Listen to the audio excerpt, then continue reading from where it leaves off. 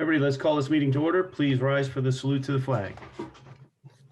Pledge allegiance to the flag of the United States of America, to to the the republic republic for which it stands, one nation, under under God, God, indivisible, with with liberty and justice for all. for all.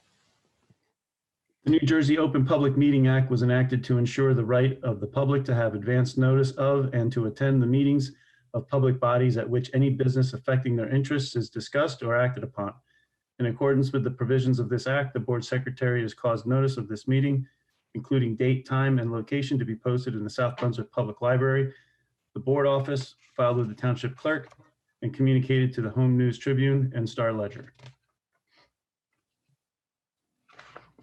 At this time, I'll pull a roll call vote. Mr. Raymond Keener. Here. Mrs. Joyce Mehta. Here. Dr. Stephen Parker. Here, Mrs. Lisa Rogers. Here. Mr. Joseph Scaletti. Here. Mr. Barry Nathanson. Here. Also noting Scott Fetter, David Pulowski, Mrs. Malloy White, and Jennifer Disler, and as well as Zoya Karam. At this time, I'll announce the election results. moderator, what point do we need a motion to approve the agenda? That comes as we start, after we start the meeting, Regular meeting. or the regular meeting. Okay, Members of the Board of Education, South Brunswick Township, held an official election. The official results for Middlesex County: Raja Krishna, 9,678 votes. Smitha Raj, 7,593 votes. Mike Mitchell, 9,414 votes. Arthur Robinson, 7,026 votes. Devin Patel, 7,016 votes. Patrick Del Piano, 6,756 votes. We had a write-in totals of 195 with a total votes cast of 47,678 votes. At this time, I'd like to administer the oath of office to our new Board of Education members. They've all been provided the oath of office, so I'm going to ask them at one at a time. I'll ask Raja Krishna to go first. If he'd like to read his oath. Thank you, David. I, Raja Krishna, do solemnly affirm that I will support the Constitution of the United States and the Constitution of State of New Jersey, and that I will bear true faith and allegiance to the same and to the governments established in the United States and this state under the authority of the people. So help me God. I, Raja Krishna, do solemnly affirm that I possess the qualification prescribed by law for the office of Member of Board of Education, and that I will faithfully, impartially, and justly perform all the duties of that office according to the best of my ability. So help me God. I affirm and declare that I am not disqualified as a voter pursuant to RS 19-4-1. Thank you. Thank you and welcome aboard. Thank you so much. Thank you, everybody. Smitha Raj. I, Smita Raj, do solemnly affirm that I will support the Constitution of the United States and the Constitution of the State of New Jersey, and that I will bear true faith and allegiance to the same and to the governments established in the United States and this state under the authority of the people. So help me God. I, Smita Raj, do solemnly affirm that I possess the qualifications prescribed by law for the office of Member of a Board of Education, and that I will faithfully, impartially, and justly perform all the duties of that office according to the best of my ability. So help me God. I affirm and declare that I am not disqualified as a voter pursuant to RS 19-4-1. Thank you. Thank you and welcome aboard. Mr. Mike Mitchell. I, Mike Mitchell, do solemnly affirm that I will support the Constitution of the United States and the Constitution of the State of New Jersey, and that I will bear true faith and allegiance to the same and to the governments established in the United States and this state under the authority of the people. So help me God. I solemnly affirm that I possess the qualifications prescribed by law for the office of member of a Board of Education, and that I will faithfully, partially, and justly perform all the duties of that office according to the best of my ability. So help me God. I affirm and declare that I am not disqualified as a voter pursuant to RS 19-4-1. Thank you. Thank you, Mr. Mitchell, and welcome aboard as well. Thank you. 3 new board members. So at this point in time, we will take procedures for the nomination of board officers. We will take motions for the position of board president, the nomination of board president. Dr. Parker. Yes, fellow board members, I'd like to nominate Mr. Barry Nathanson for president of the board. Mr. Nathanson has 18 years on this board. He is a master board member as certified by the New Jersey School Board Association. So he understands what the district does. He's lived in South Brunswick for 24 years. He has served on the zoning board, currently serves on the planning board, and he knows the community.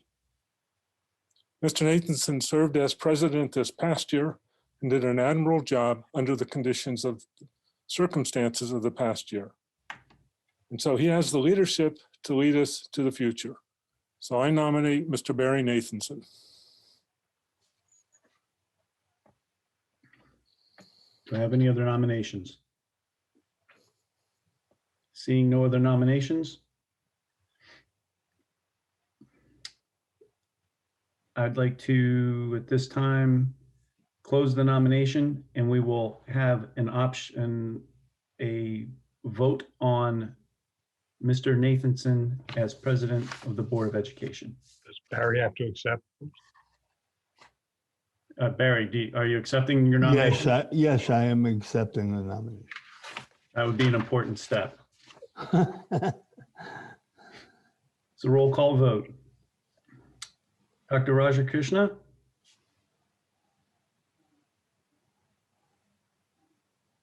Yes. Mr. Raymond Keener? Yes. Mrs. Joyce Mehta? Yes. Mr. Mike Mitchell? Yes. Dr. Stephen Parker? Yes. Mr. Smith Raj? Yes. It's Miss. Mrs. Lisa Rogers? Yes. Mr. Joseph Scaletti? Yes. Mr. Barry Nathanson? Yes. All right, motion carries. Thank you, Stephen, and thank you, fellow colleagues. I appreciate it. It's been a very interesting year, to say the least. So I'll make my speech later to move the board meeting along. So the next part of the reorganization is the election of the vice president. Can I get a motion, please? Mr. Scaletti. Mr. President, it's my honor to nominate Ray Keener for Vice President, South Brunswick School Board. Thank you. Is there any other nominations? Seeing none, nominations are closed. Mr. Pulaski, can I get a roll call, please? Mr. Keener needs to accept the nomination. Oh, that's true. Mr. Keener, do you accept the nomination for vice president? I do accept. Okay, thank you. Go ahead, David. Gotcha. Dr. Raj Krishna? Yes. Mr. Raymond Keener? Yes. Mrs. Joyce Mehta? Yes. Mr. Mike Mitchell? Yes. Dr. Stephen Parker? Yes. Ms. Smith Raj? Yes. Mrs. Lisa Rogers? Yes. Mr. Joseph Scaletti? Yes. Mr. Barry Nathanson? Yes. Welcome Mr. Keener, you're now Vice President of Board of Education, South Brunswick Township Schools. Congratulations, Ray. Thank you. I'd like to thank my fellow board members for having the confidence in me to serve as the vice president on this board. I'd also like to congratulate Mr. Nathanson on being selected to serve as president again. As Dr. Parker pointed out, he's done an admirable job over some tough circumstances. Hopefully, he and the board members will have the opportunity to attend in-person building events, sporting events, competitions, district activities, and so forth, and graduation this year. Things that we all hold dearly and enjoy doing. I'd like to congratulate and welcome the new board members, Raja, Mike, and Smitha. I look forward to working with you together over the year ahead and the other years. I'd also like to suggest that each of you contact Mr. Pawlowski to get signed up for the mandatory board training. Although it's a 2-day program, it's extremely helpful in gaining a better understanding of the functions of a board member. It will answer a lot of the questions I know you have in your head right now. I think it's also important to point out that this district is run by our superintendent, Mr. Federer, along with our BA, Mr. Pawlowski, our assistant superintendents, Mrs. Malloy White and Ms. Disler.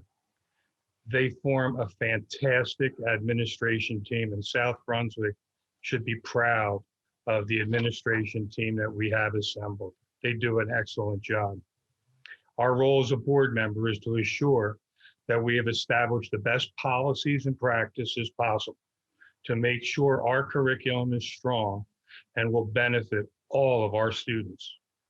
We all must work with the administration to ensure our students have safe and a caring learning environment, and that the budget is fiscally sound so that our constituents, the taxpayers, are getting the biggest bang for their buck. We, the board, are a team. Even though we work by committee, we work together to make sure we are providing our students the best education possible to help them succeed in the future. Once again, I welcome each of you, and I really look forward to working with you in the months ahead. Thank you. Thank you. Thank you, Ray. Okay, moving along. Can I get a motion to close the reorganization meeting? Motion. Moved by Mrs. Meadows, second by Mrs. Rogers. All in favor? Or you Aye. just raise your Aye. hand. Thank you. Okay, we're gonna close the reorg and we'll move right into the regular meeting. Statement of advance notice. But we've already done. Oh, we're we good did with all that already. Barry? You did that already? Yep, we're good with all that. All you need to Okay. do is approve the agenda. Okay, Then I get a we'll all motion hear. to approve tonight's So agenda. moved. Moved by Dr. Parker, second by Mr. Scully. All in favor? Aye. Aye. Thank you. Before I move along, I want to say a few things. And one thing I want is I want to get a moment of silence. This past week, we lost a former South Brunswick High School graduate in a horrific accident on Route 1. Dylan Gleason, he was a graduate of 2017. They were having his mother posted on Facebook that they're having tomorrow from 5 to 7 and Sunday from 1 to 4, actually at their house outdoors, if you want to stop by. But Dylan was an active member of the South Brunswick community. Both his brother was a graduate and his sister is currently at the high school. He was in his senior year at Muhlenberg. Unfortunately, he passed away in, like I said, a awful accident on Route 1. So I'd like to get a moment of silence for him, please.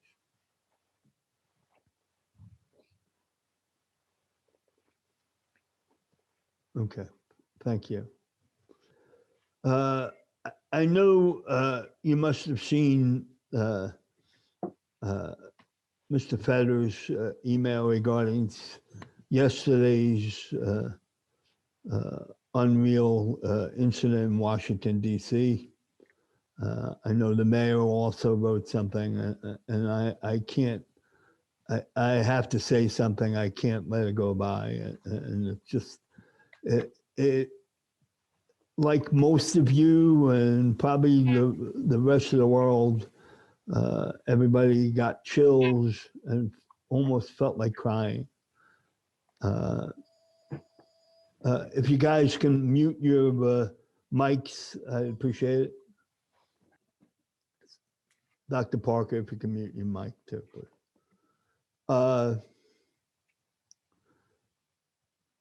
What happened yesterday was surreal. It was unreal for me, being most of the board members know, new board members don't. I don't know if the public does, but I've been in public life for all my working life at various different agencies. And for the last 15 plus years, I've worked for the New Jersey Turnpike, and for the last 6 years in state police operations. And I work out of the Newark Barracks, which is across the street from Newark Airport. And it was surreal watching what happened yesterday and listening to what happened with the people I work with, the state police, because they were in shock. They were in shock because what happened yesterday should have never happened. They were in shock because what was let to happen should never have happened. I've been, like I said, I've been around local, county, state government all my adult life. And for the last 20 plus years at the state level. And I actually told Scott this story, and we were talking about it today. I was working at the Capitol, and it was in the mid 80s. Tom Keene was a governor, and the Democrats controlled both houses, the Assembly and Senate. I worked for the Assembly Majority Office at that time. And Tom Keene decided that he was going to take care of the pigeon problem. And the pigeon problem is where, if you don't know, the Capitol in Trenton, to get from one building to the other, if you're underneath and going through, you have to walk through a section of outside. You're outside, you're not totally underneath. And at that point, that year, there were a major pigeon problem that you would have to move pretty quick, or you would have some white stuff on your lapel. So Tom Keene decided that he was gonna take care of the pigeons and throw poison down, which probably wasn't the greatest idea. And there were a lot of dead pigeons the next time I walked outside. So what happened is that there were different animal rights groups that got wind of what happened and decided they were gonna come and picket the governor. The governor got wind of it right away. The state police were there in force. Must have been hundreds, maybe 1,000 of them. And the closest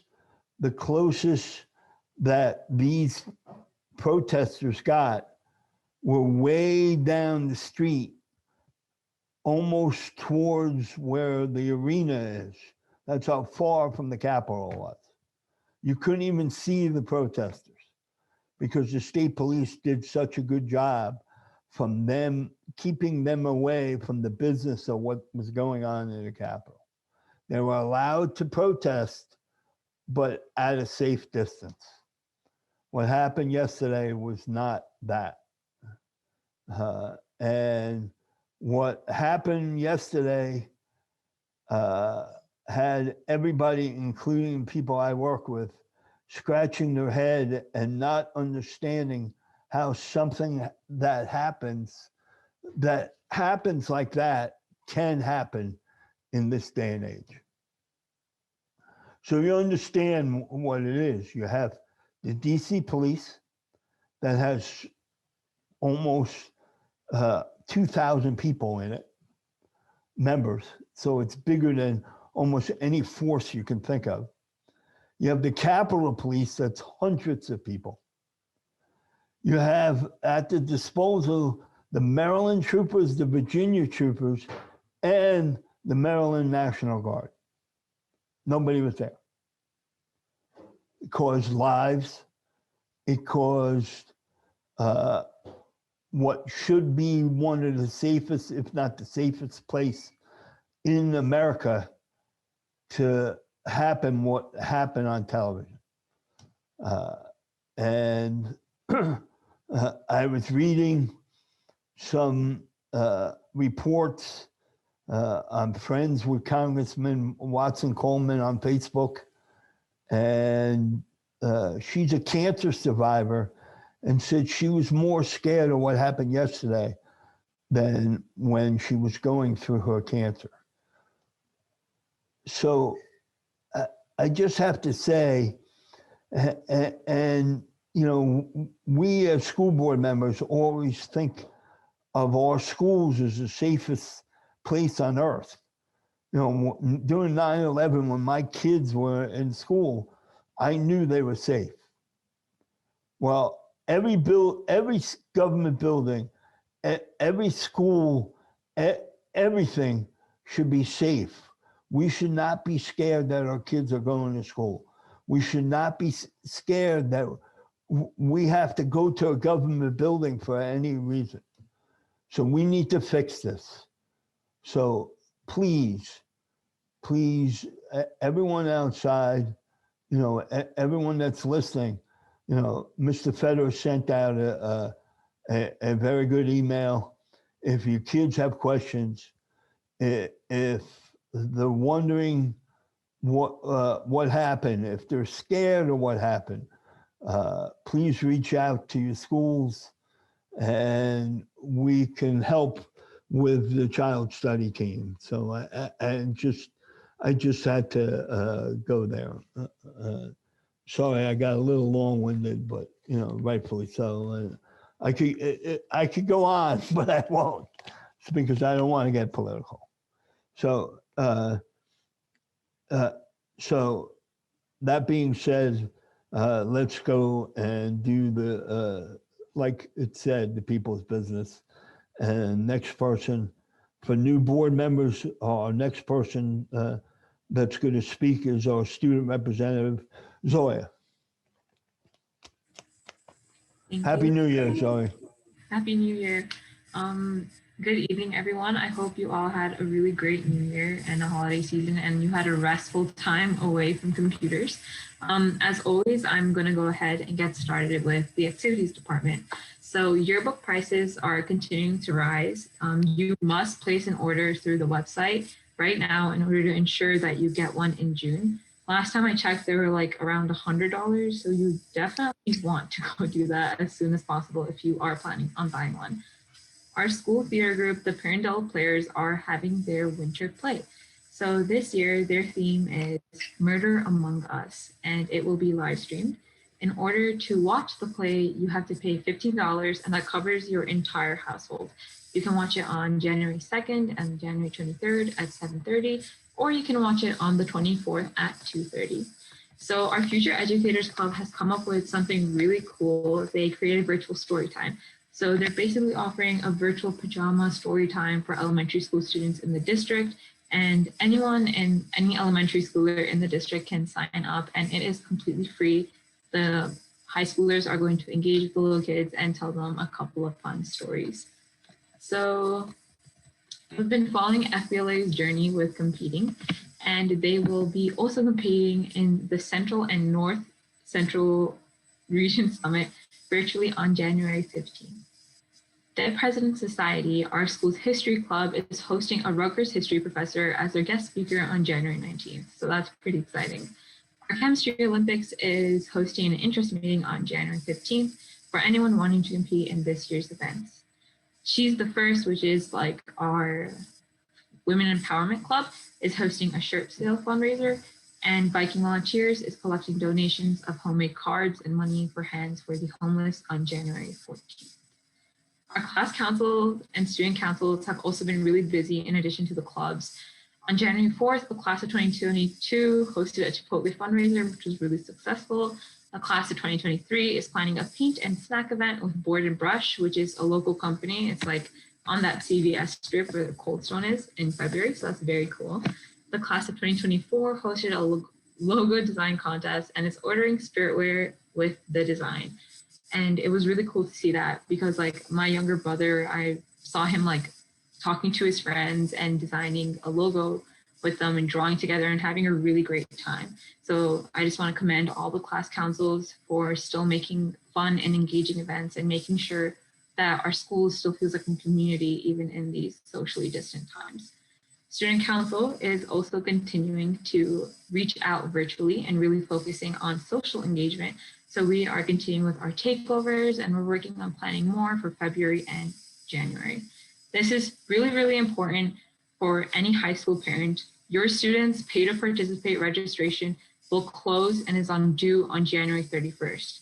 If this pay to participate is not completed, then that club or that activity or sport or whatever, it won't show up on the end of year transcript. And that's really important. You can't really like do anything about that. So in order to make sure all that hard work and time and dedication that goes into being a part of a club is reflected, please make sure to do your pay to participate on time by the 31st. Your student will then have to like talk to club advisors, but that's fine. Just like the payment itself is very important. So as for the athletics department, January 15th is going to be the first ice hockey game of the season, and we are playing Woodbridge, and it's an away game. Basketball and bowling tryouts begin on January 11th, and only students who completed the sports packet and have had their physicals already cleared by the school doctor are eligible. Spring sports forms are already out and they are being accepted and they are due no later than March 1st, 2021. So you have a little less than 2 months to get them in. Once again, as it has been for the entire year, there are no spectators allowed due to COVID-19 restrictions.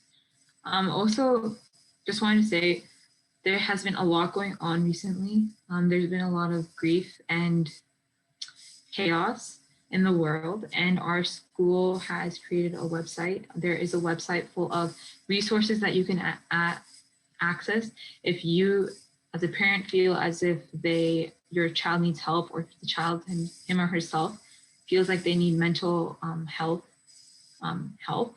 You can definitely check that out and get the help that you need and support that you need, because it is available. Just visit the website and you will find it there.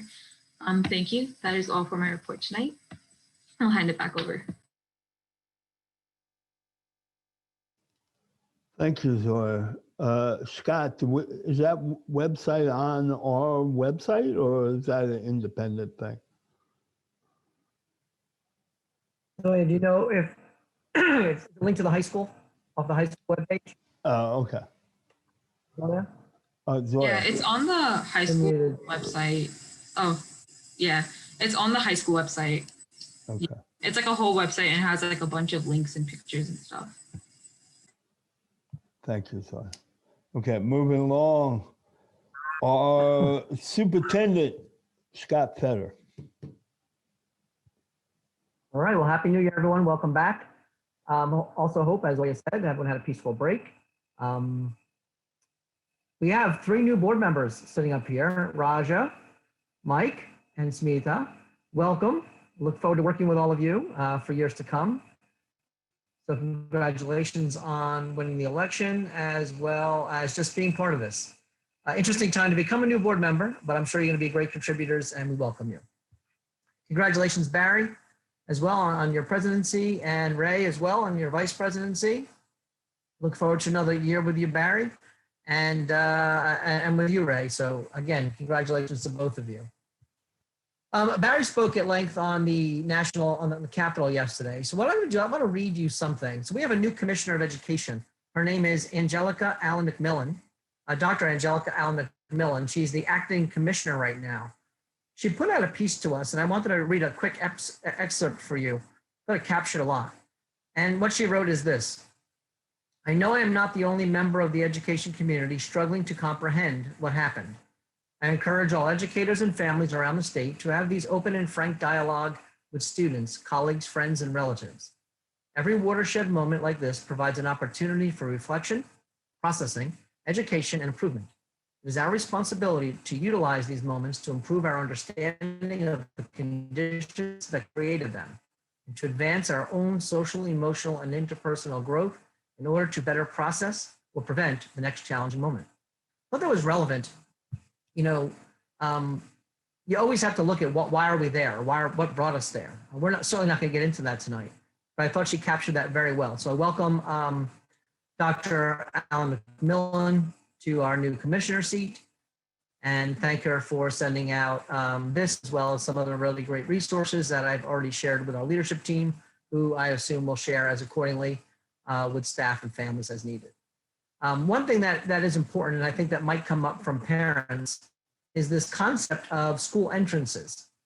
It is baffling that it is possible to just enter in the way it happened at the Capitol building. We take entrance to our schools very seriously, have for many, many, many years. I remember back in the late 1990s when locks became mandatory on school buildings and front doors were all locked. We still do that and we take it seriously. You can't just enter our buildings. I just want to reinforce to our families and our students and our faculty that that is and remains a priority for us. Regardless of this incident yesterday, I know that brings up how entrance, and we just want to reinforce that for you. We are always looking to even strengthen those procedures and circumstances. As we know right now, due to COVID as well as safety, we're not accepting visitors at this time anyway, but we just wanted to reinforce that. Again, as Barry mentioned, I did send out a letter with some resources. I'm sure staff at appropriate times with appropriate levels will speak about this as needed for the educational side, but really you're encouraged as families, as parents, do what you think is best with your children and how you interpret and discuss. But what we want to encourage is kids need an open conversation. Whatever that conversation is about, it's good to talk. So I leave that with you and we move forward from there. The next big topic is reentry, of course. The numbers still are bad. We're not looking at great numbers. Today was a particularly bad day with numbers. So obviously we're watching that.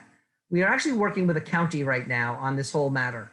The county superintendents meet, we meet with health department, we meet with our county superintendent who communicates to the governor's office to see if there's any new direction coming down. I know I've talked to you before about green, red, orange, yellow. We've remained at orange for a length of time now. Some good numbers. The hospitalizations have basically stabilized.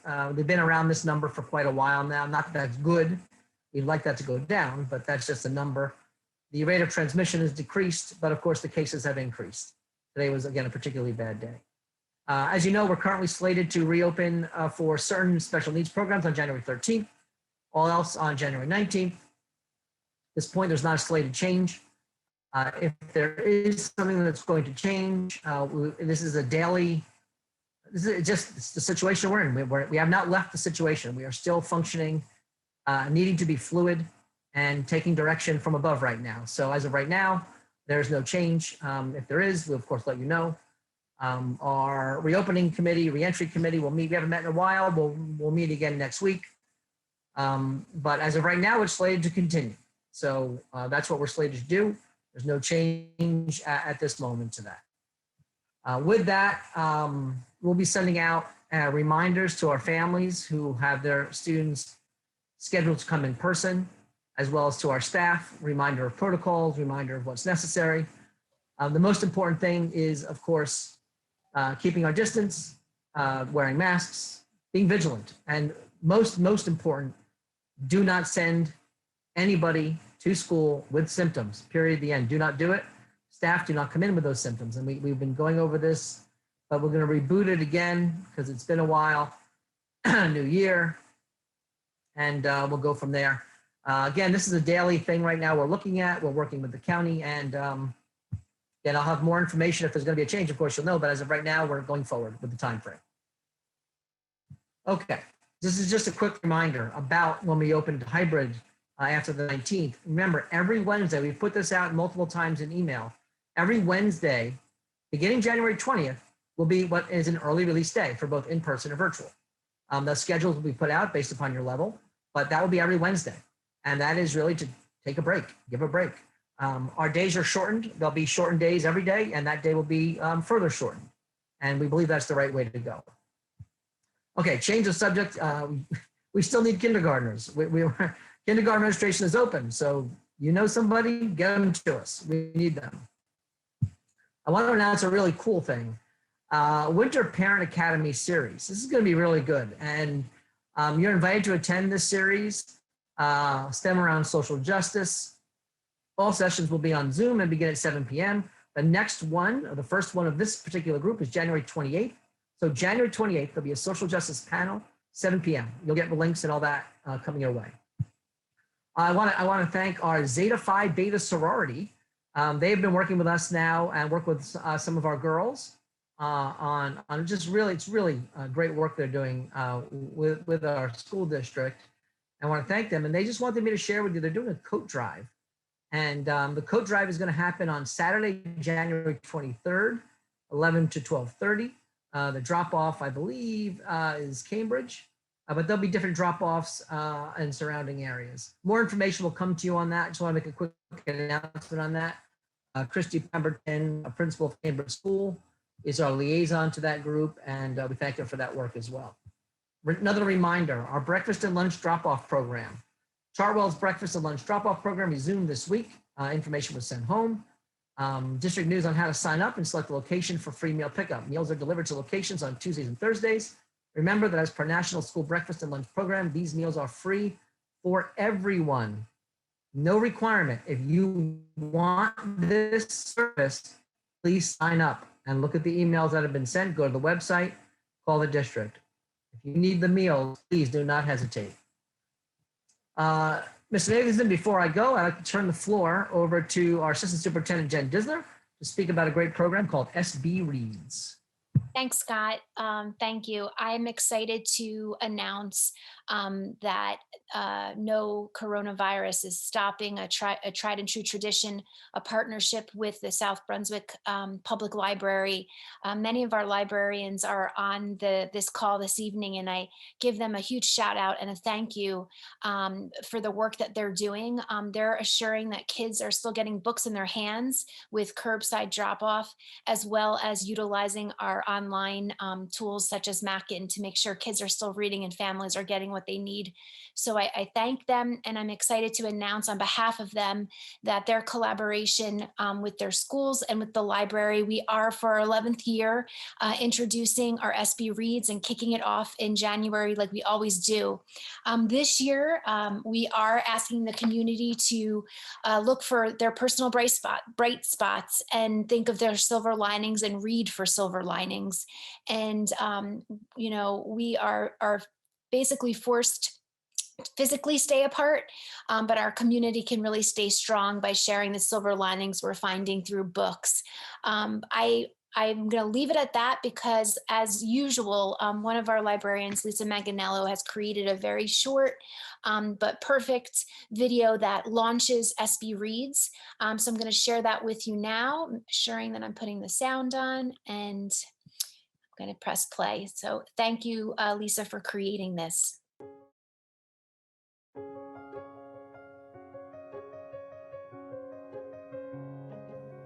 2020 has proved to be a year for the record books, with many of our traditions canceled or rescheduled. Our public and school librarians are pleased to continue our cooperation on South Brunswick Reads. Since 2011, we have traveled the Yellow Brick Road, fallen down a rabbit hole, and visited fairy tale kingdoms. We've admired those who show grit and determination, our bridge builders, and the role of science and technology in our world. We've read across our town, our country, and our globe to better understand our place in the world. Last year, we challenged readers to ignite their passions and embrace the future. This year, despite all of our challenges, the students, staff, and families of South Brunswick have worked hard to find silver linings. With this in mind, we are proud to announce that one tradition will not be canceled due to COVID-19. Our schools will continue to partner with the South Brunswick Public Library. Join our public and school librarians to look for a personal bright spot as we read for silver linings, proving that while we are forced to physically stay apart, our community can stay strong by sharing the silver linings we find inside great books. Together we will share books with characters who face challenges with grit and determination. Explore new worlds beyond our current limits. Inspire readers to immerse themselves in a great book. Remember, there's always a silver lining. Find yours in the pages of a good book. For more information on how to participate, book recommendations, and community events, visit our website.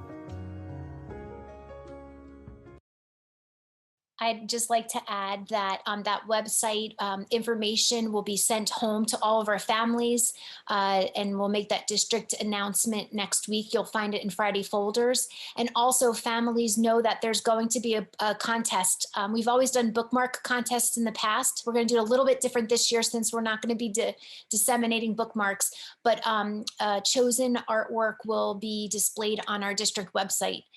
So stay tuned for information, and that website can also give you information on the contest. So I turn it back over to you, Scott. Thanks for letting me share. And Barry, I'll turn it back over to you. I finished my report, and thank you, everyone. Thank you both, Jen and Scott.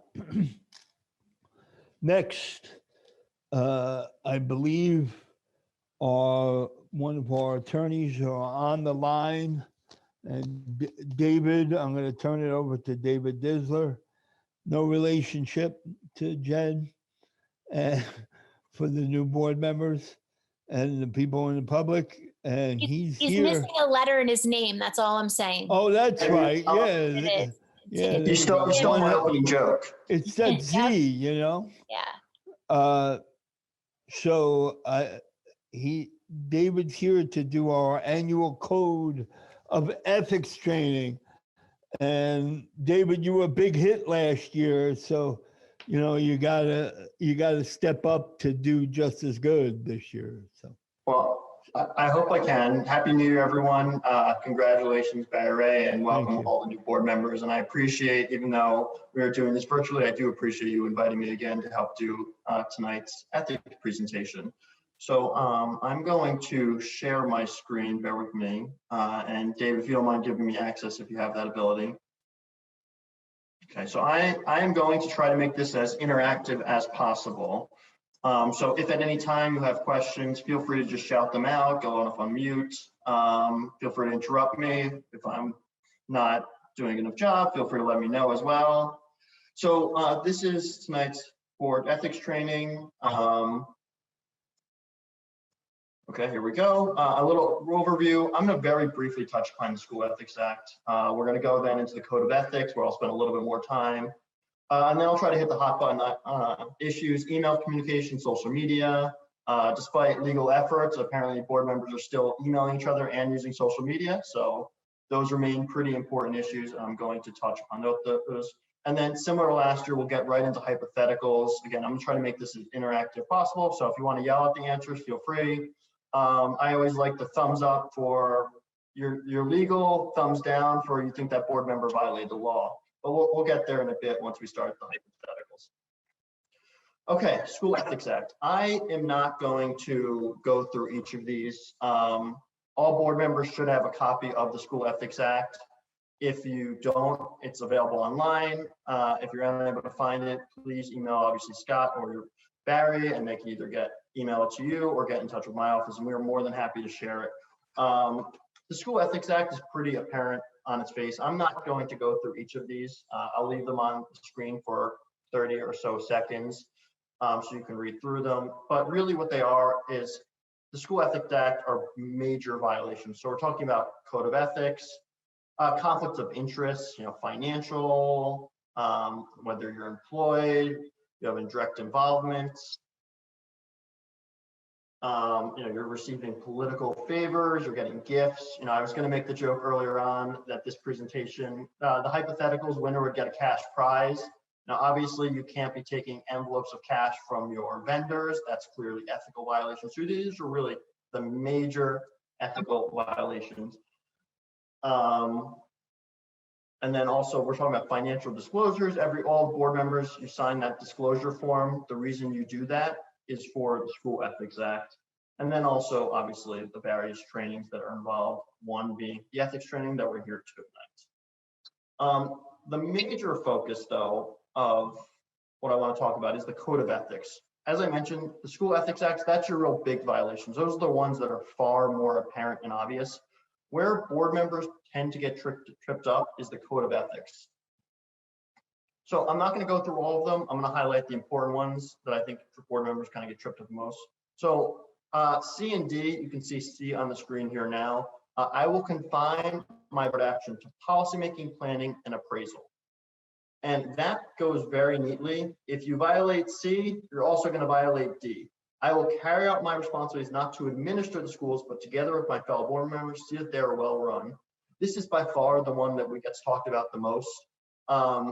Your superintendent, your board administration, those are the individuals who are running the district on the day-to-day. That is not your responsibility. Your responsibility, board, again, is to administer the schools. And how do you do that? Well, you're talking about policymaking, planning, and appraisal. When you talk about what's on the board agenda, they always fall into these three categories. We've had questions where board members have actually wanted to set up office in the business office so they can help with the auditing and things along those lines. That's really where you're pushing your limits of what you as a board member should be doing. And again, we'll talk about some hypotheticals a little later. E, I will recognize my authority rests with the Board of Education and will make no promises. And then the second part is the one that's important, nor take any private action that may compromise the board. And we'll talk about that a little later, but that is a major one that, again, we'll talk about speech, emails, and the like. That's one that I think I want to highlight. And then I will hold confidential all matters pertaining to the school district. Self-evident, I think every board member knows that you should keep matters confidential. We're going to talk about email, social media, but in today's day and age, when communication is so much more informal, you're sending a text message, you're sending an email, a post on social media. When it becomes more informal, people tend to forget that they still have these confidential requirements. And so just keep this in mind because we do see it more frequently than we have in the past. And then I and J, I will support and protect school personnel. It goes with obviously your job as board members. We'll talk that, see that in a few hypotheticals. And then I will refer all complaints to the chief administrative officer, that is your superintendent. So when complaints come into you as a board member, and we know sometimes parents will reach out directly to a board member, your job is then to take that and give it to the superintendent to investigate and the like. Okay, let's talk about email communication because we see a lot of issues and a lot of problems with them. So as we know, the Open Public Meetings Act, at the top of your meeting, you probably discuss it. It talks about the right of the public to be present at all meetings and to witness in full detail all phases of deliberation, policy formation, decision making. When we're talking about a meeting, what we're really talking about is whenever there's a quorum of the board, whenever you have a majority of the board and they are talking about board business. So yes, you have this type of meeting, but if you are at Denny's If you were just at, a party and there happens to be a majority of the board, if you start talking about board business, that becomes a meeting. It does not have to be this formal type proceeding. Anytime you have a quorum of the board, as soon as you talk about board business, that is an official meeting and you are likely violating Open Public Meetings Act. Now, what does this have to do with email?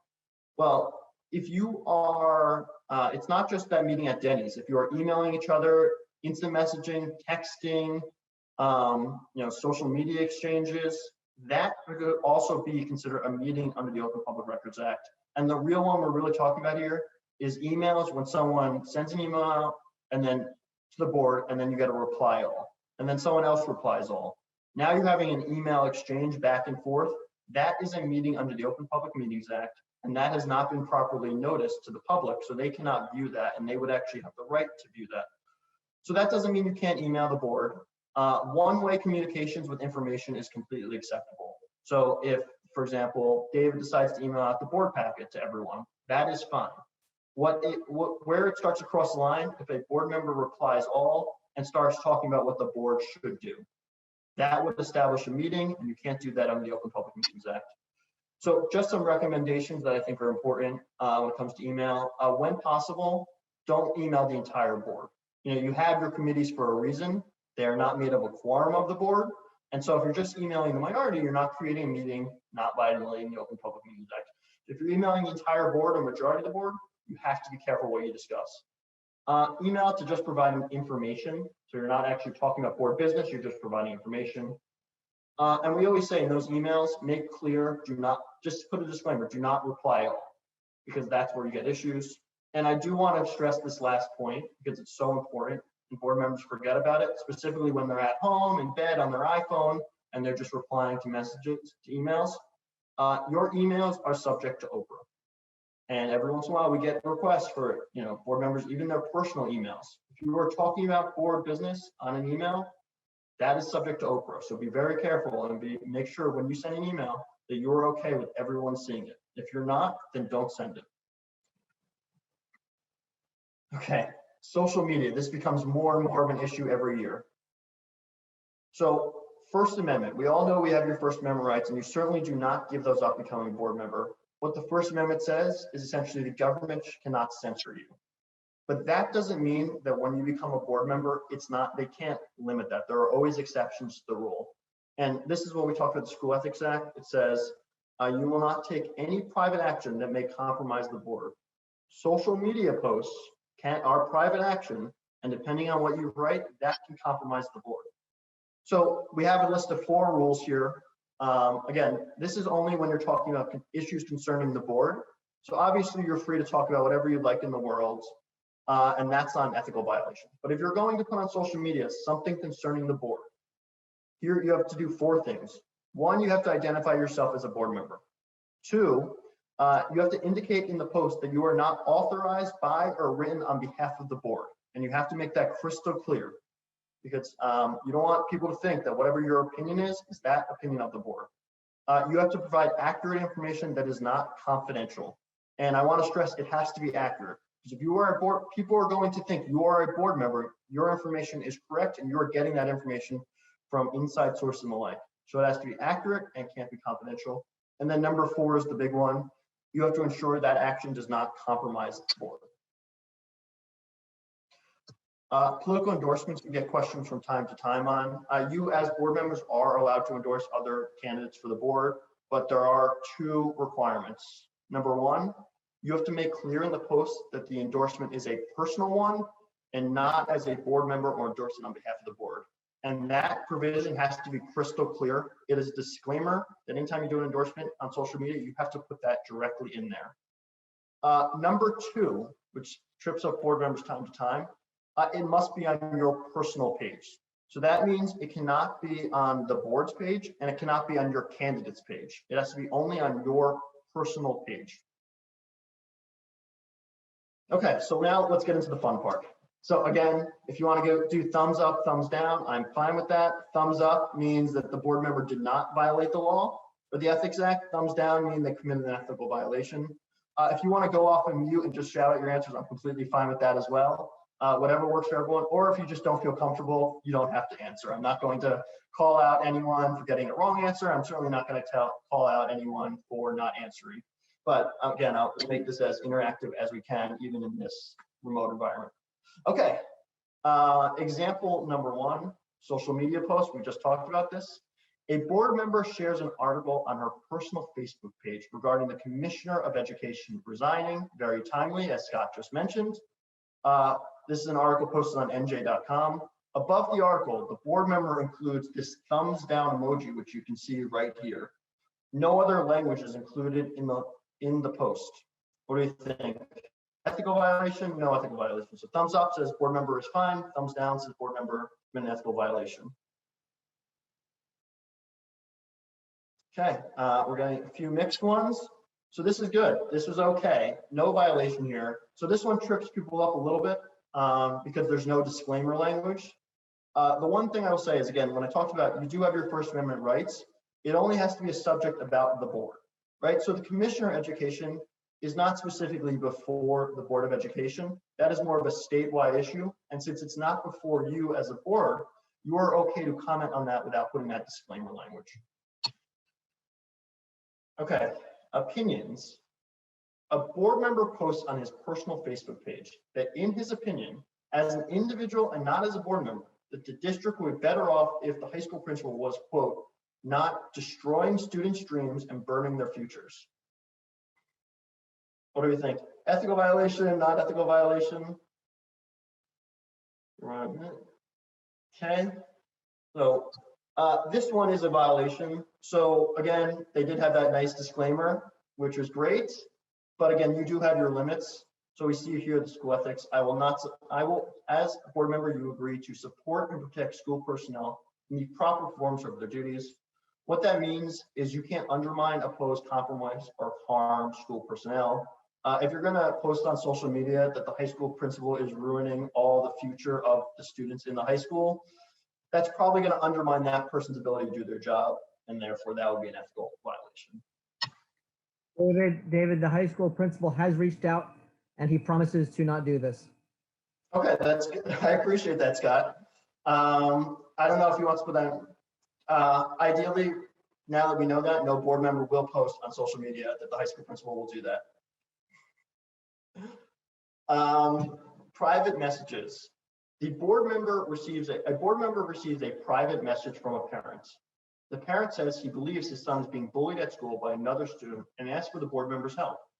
The board member sends the message to several family members and close friends to determine whether there is any truth to this allegation. Okay, this one, I see everyone is pretty much in agreement here, yes. So there are two things I want to point out. The one that makes this one so obvious is the confidential nature. Obviously, when you get a complaint, you can't go and share these details with other individuals, whether they be family members, friends, people you think even may have the information. But the one that I think people don't see when they see this example is also the second part, that I will refer all complaints to the superintendent. You know, here where the board member also made a mistake is they started conducting their own investigation. As board members, when you get complaints, that is not your job as a board member. You're not the one conducting the investigation. What you're supposed to do is take that complaint and give it to the superintendent. And there's a number of reasons why. One, you may actually compromise the investigation depending on who you speak with. Two, you're not trained as your school personnel and you don't know how the superintendent would handle it. You know, you may actually have a conflict that compromised the investigation. So again, it's not uncommon for these to come in, but it's important that then when you get them, you share with the superintendent so the superintendent can handle appropriately. Okay, here we have a similar example. Board member receives a call from a parent claiming a teacher made inappropriate comments during her daughter's class. The board member tells the parent to email the superintendent. The next day, the board member calls the principal to share the information, tells the principal to investigate this issue. This is a long one. I'll let everyone read it for a second. Okay, we're getting all thumbs down. So everyone seems to be paying attention, nice and clear. So again, two issues here. I will refer all complaints to the chief administrator. So perfectly acceptable, complaint comes in, you tell the parent to go to the superintendent, that is great. The issue comes when the board member then actually calls the principal, right? So now the board member is instead of going to the superintendent, is brought to the principal. Again, same issues I just talked about. It has to go to the superintendent. Why? Well, the superintendent's going to be the one to decide how the investigation will proceed. It's possible that the superintendent determines that the principal has a conflict. It's possible the superintendent wants to handle the investigation personally, or the like. And so when you are going to the superintendent, going to the principal, you're essentially creating administrative burden. It could cause issues with how the superintendent wants to handle this. So it is critical that you follow proper chain of command, go to the superintendent with the issue, and let the superintendent determine what the next step should be. And then I want to also point out the word here, tells the principal to investigate this issue. That's a pretty important issue, and that's really, I want to emphasize, really where board members can get in trouble, because I will carry out my responsibility not to administer the school, but together with my fellow board members to see if they're well run. Where we've seen some of the most direct ethical violations in the case law is when board members start telling staff what to do. If you do that, you tell employees exactly what they should do, you're likely going to get some form of ethical violation. Specifically, your administrators, they have, they'll go to their union, and then you'll see that there becomes issues pretty quickly. So again, go to the superintendent, let the superintendent handle it. Don't be telling your employees how they should or should not do their job. Okay, at the board's next meeting, it will be voting on the purchase of new desks. A board member who works as an engineer enters several classrooms and examines the desks to determine their sturdiness and adequacy. What do you think? Violation, no violation?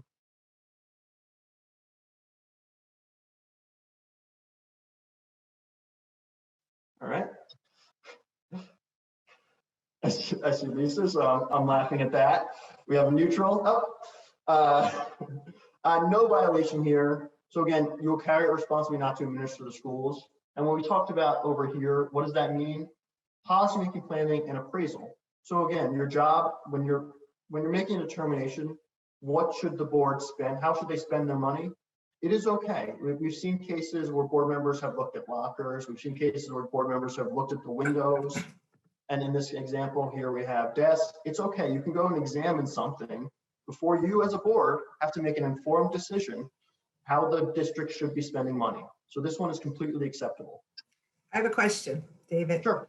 On that last one, the reason I was kind of stuck in the middle was, as a board member, I would never just go into the classroom without notifying either the superintendent or the principal to say the reason I'm doing this is because of X, Y, and Z. So that's I don't know if that's great just question. being nice, or, I mean, that's protocol for me personally, and I think we've all talked about it. So can you just address that? No, that's a great question. I'm happy you brought that up. There is a lot of case law on that. So as a board member, you are still required to follow the district's policies when it comes to entering a building. So you cannot just go in the middle of the school day. If your district has a sign-in policy that all visitors have to go to the front desk, whatever your district security policy is, you don't get to bypass that because you're a board member. Now, again, that doesn't mean you can follow the procedure and it's after school hours and you tell the principal, look, I want to go into this classroom for this reason so I can look at this, that's fine. But as a board member, it is an ethical violation if you bypass the district security and just say, because I'm a board member, I'm getting special treatment and I can do that. That is certainly not allowed. And Lisa, I do appreciate you bringing that up because it's an important question. Okay, so we're going to continue this same example. So in the previous example, while examining the desks, the board member can't believe how easy it was to walk into several classrooms. Believing this is a security risk, he immediately finds a custodian and instructs him to provide additional security in the hallway.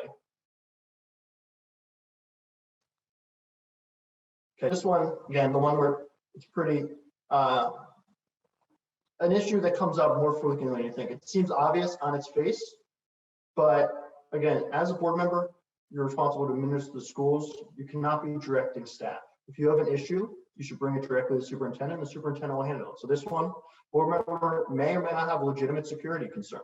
That issue should be brought to the superintendent, can be discussed at a board meeting, but it should not be something where you're directing staff on how to handle security issues directly in the hallway. So that's all the examples I have for you. If anyone has any questions, I'm happy to take them. Anyone have questions? I don't see any questions. None of the new board members have questions, huh? Okay. And of course, I will say, if you do have questions after, you can obviously reach out to Barry, reach out to Scott, and I'm sure they're more than happy to answer it themselves or pass them along to my office. Thank you very much. I do appreciate Thank the you, time. David. And just so you know, no one fell asleep or left the meeting, so you're in good shape. So, you know, Zoom, you never know. They can just go and they can do their stuff, you know. That is always the bar I try to meet when I present, so I appreciate that. And Scott's not eating dinner, so we're in good shape. So, you know. Okay, thank you, David. Thank you, everyone. Moving along, we're gonna move to public comments. So I'm gonna read the public comment statement. The Board of Education recognizes the value of public comment on educational issues and the importance of allowing members of the public to express themselves on school matters of community interest. Complete copies of the rules that govern this portion of the meeting are available to the public and can be obtained as an advance copy by contacting the board office during regular business hours. We reserve the right to limit each speaker to no more than 3 minutes. It is our plan to listen to each member of the public. We will note all questions and comments made. Once all questions and comments from the members of the public are made, the Board of Education will respond, if necessary, to questions or comments in the most timely and efficient manner available. Please consider not repeating comments and questions made by other members of the public. I ask that you state your name, place of residence, or group affiliation. Can I get a motion to open the public, please? Moved by Joyce Meadows, second by Ray Keener. David Pulowski, has there been anyone that pre-signed up? You're in mute, David. I can't hear you. That mute button gets me every time. Yeah, there you go. I have John Lawley from the Teach Association was reached out and said that he would be talking tonight. I don't see him with, oh, he does have his hand up, so we will allow him to speak. Okay, very John, good. you have the floor. John Lawley, President of South Brunswick Education Association. South Brunswick Board of Education members, I want to congratulate the 3 new board members that were sworn in tonight for their commitment to the South Brunswick community.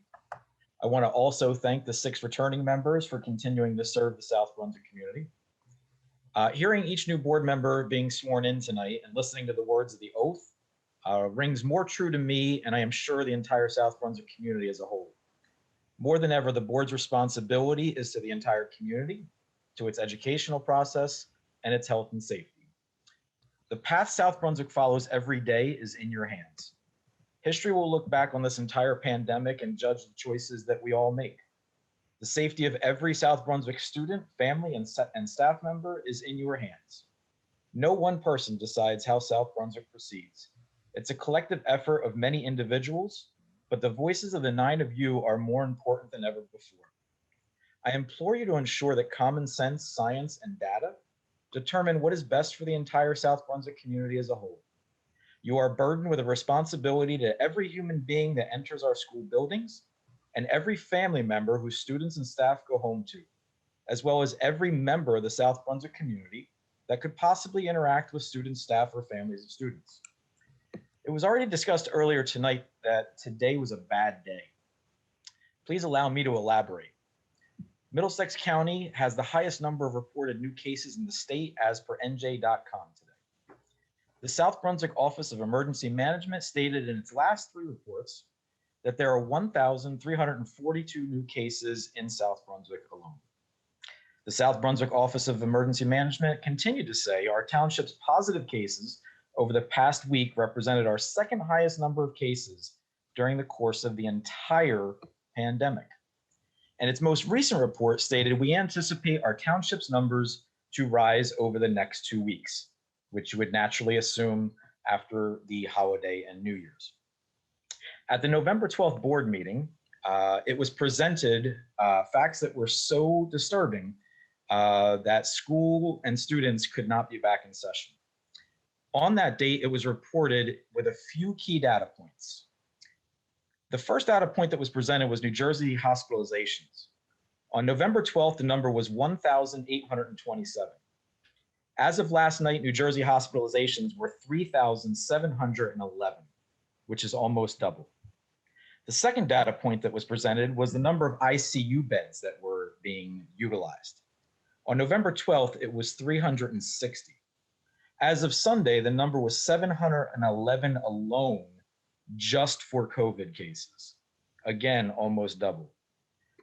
Another statistic stated that New Jersey ICU beds were at 66% capacity. The third data point that was presented on November 12th was cases, the 7-day average. On November 12th, it was 3,530. As of last week, it was 5,300. Board of Education members, I thank you for your time, your commitment to the South Brunswick educational community, and for continuing to uphold the oaths that we all heard earlier this evening. Thank you so much. Thank you, Mr. Lally. Next to talk, we have Rohan. Rohan Giandini. Hi, I was wondering if we could keep like the high school students in any manner at 9 a.m. because I feel like it's been a good thing for my mental health and really good for my sleep schedule, and being able to eat breakfast and such have been really nice lately. I know these are not things that you look at because you're board members and you're not seeing my eyes. But right now, everything's been working for the last few months, and why change that? I know it might be not the best for some students, but I really hope you can take my opinion, and even the last person where he said where COVID cases are at high risk, and really take that into consideration, because it's right now it's an unprecedented time. I thank you for like everything you've been doing, but changing it to 7:30 will just make my mental health go down. I know you probably don't care, but please, please, please take this into consideration, because it's something that's going to impact me. I think a lot of other people so greatly that counselors won't even be able to handle it. Thank you. Thank you. Last up to speak this evening, we have Akash Kanan. Hello, this is Akash Kanan. I am a resident of Monmouth Junction, New Jersey, alumni of South Brunswick High School, graduating class 2018. Now I'm a member of the Rider University class of 2022. And I want to tell everybody my suggestion for South Brunswick School District is to partner up with different elementary, middle school, and high schools in New Jersey to come up with popular events such as bringing a celebrity to speak at an elementary school, middle school, or high school, because this will inspire more kids in South Brunswick to become stars. Because from South Brunswick, we've only had few kids that graduated high school that went on to become pro athletes and pro stars. And I feel that if more people come to this district as celebrities to speak, this will give people advice on how to be a star. And I feel that's a good idea that South Brunswick should take into consideration. Thank you for your comment, Akash.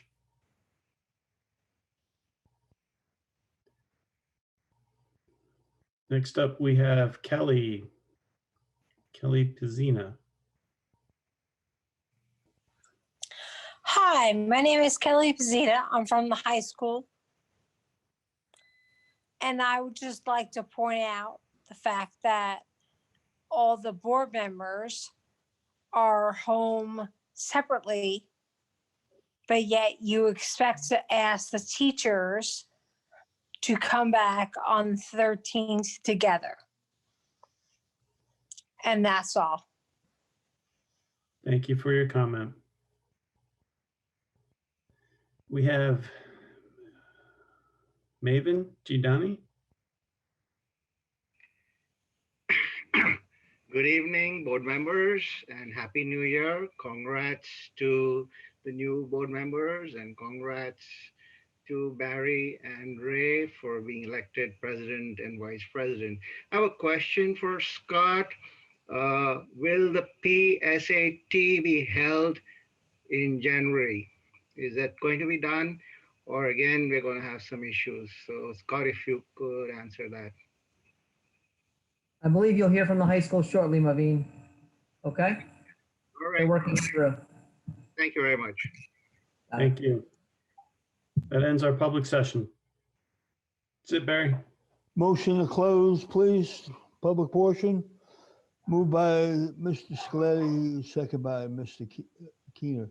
Just so you know, and I haven't spoke to the board members and stuff, but I have discussed it with Mr. Fetter, and depending on as long as we go back and everything's fine, I would like for us to come back for the 21st, so you can understand, so the people in the audience and people at home, that there wasn't enough time to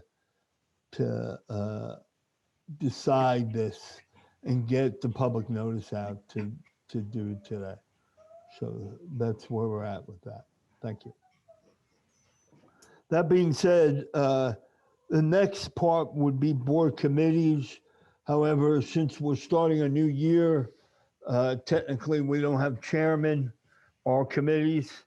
So there were a couple boards that met, there were a couple committees that met last week, so they will be reporting on the 21st. Thank you. Can I get approval of the consent agenda of January 7th, which is this evening? Make a motion that we approve the consent agenda. Moved by Ray Keener. Do I have a second? Second by Dr. Parker. Mr. Pulaski, roll call, please.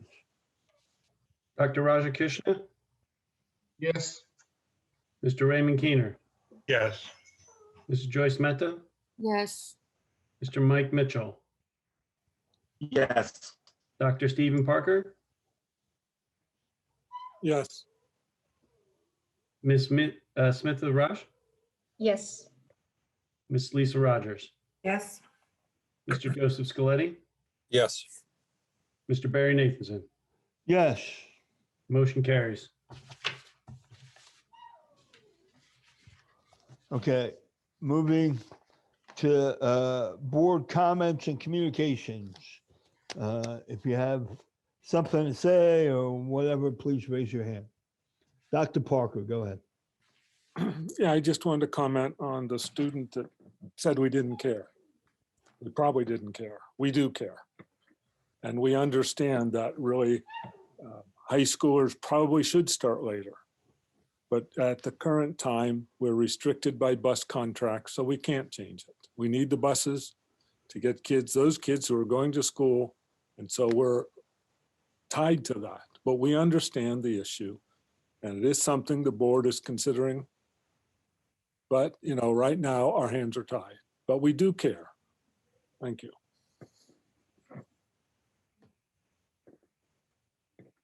Anyone else? Okay.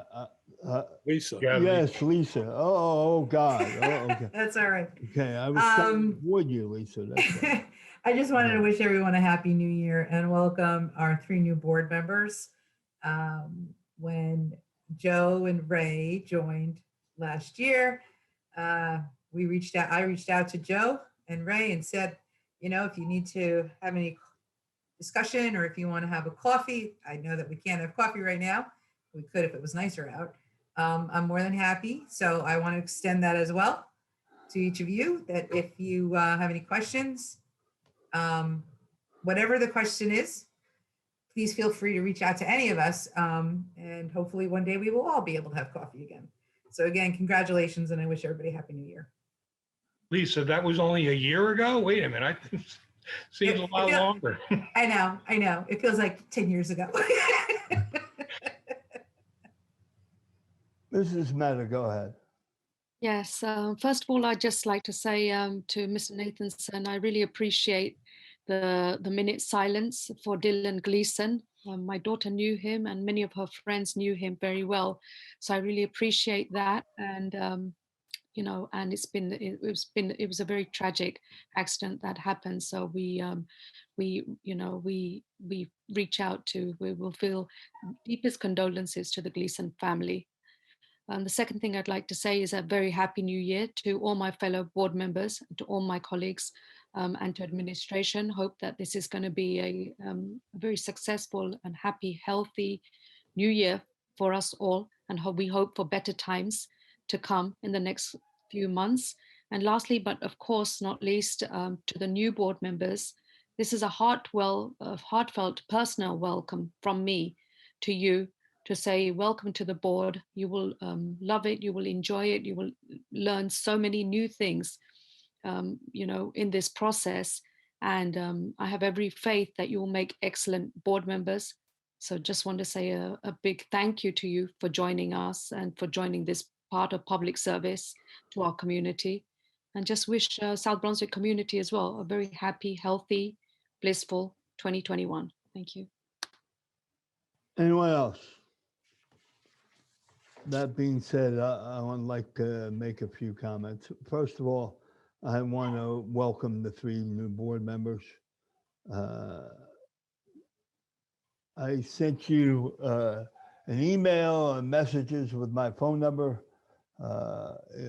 I am always available for questions, comments, anything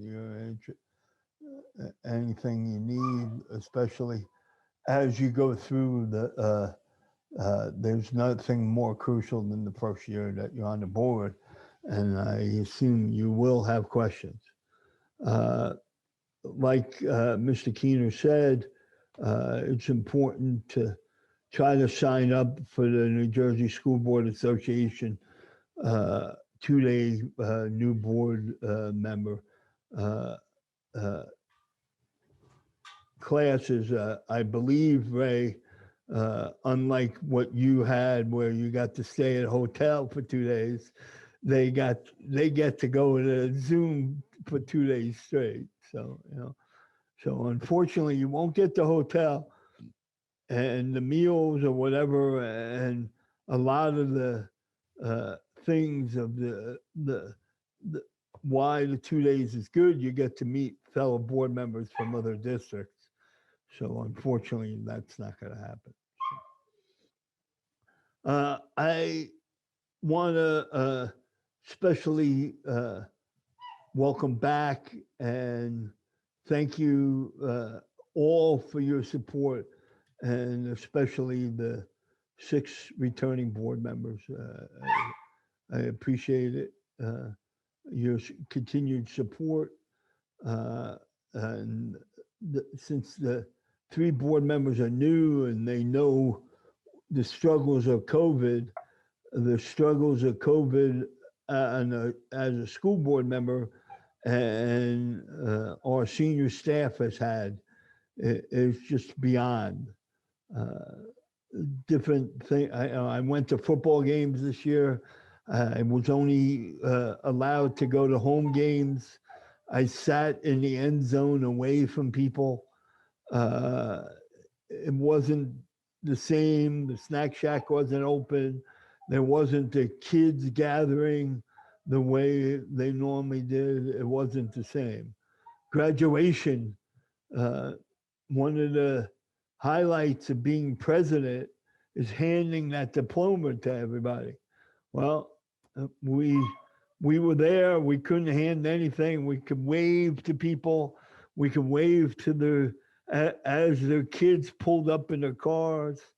The day that myself and Ray and Joe and Stephen was there with Scott and other people, and I believe Jen was there too. It was raining most of the day, so the student would pull up, go under the tent, and we were there with our umbrellas. Didn't get the same feel as we've done in the past.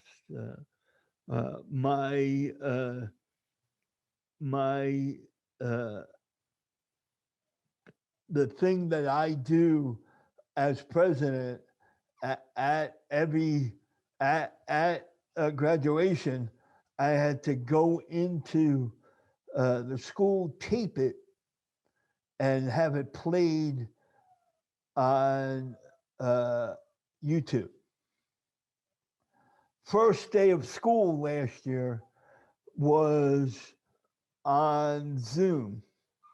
The only good thing that came out of it is I got to have a cartoon made of myself, Scott and Jen. The three of us had cartoons, and then anyone else that was on there had cartoons made up.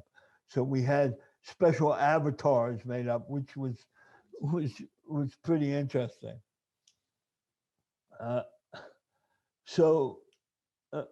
We actually tried in person once, and we came in.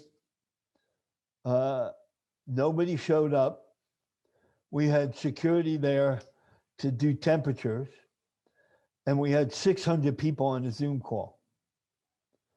It was great seeing everybody, but it still wasn't the same feel. And again, we're going to attempt to work out in person for the 21st. And we're going to keep our fingers crossed on everything else. And I'm sure, Scott will keep us abreast of what's going on, like he said. The ideal thing for school and staff is to work with each other and the sciences, like Scott said. So I appreciate, again, I appreciate what Scott does. I appreciate everything that Kim, Jennifer, and David have done over and above. I appreciate our staff coming in some of those days with the paras and the teachers, and we've attempted a few times, but we're keeping our fingers crossed. So that being said, I want to wish everybody a happy New Year, everybody at home a happy New Year, and right now we're going to go into executive session. Our executive session, so so you can understand, and Ray knows that he can't go into the executive session, and unfortunately, Mike, we're talking about negotiation, so you're not because what you do, you're not allowed to come into negotiations either, and I know you understand that too. So that being said, can I get a motion to go into executive? Moved by Mr. Mehta, second by Mrs. Mehta, sorry, second by Dr. Parker. Be it resolved that the Board of Education of the Township of South Brunswick hereby moves to go into executive session in accordance with Sunshine Law in Chapter 231 of the Public Laws of 1975, NJSA 10:4-6 through 10:4-21 to discuss the following negotiations. Be it further resolved that the discussion conducted in executive session can be disclosed for public at the time as the matter have been resolved. Formal action may be taken at any meeting.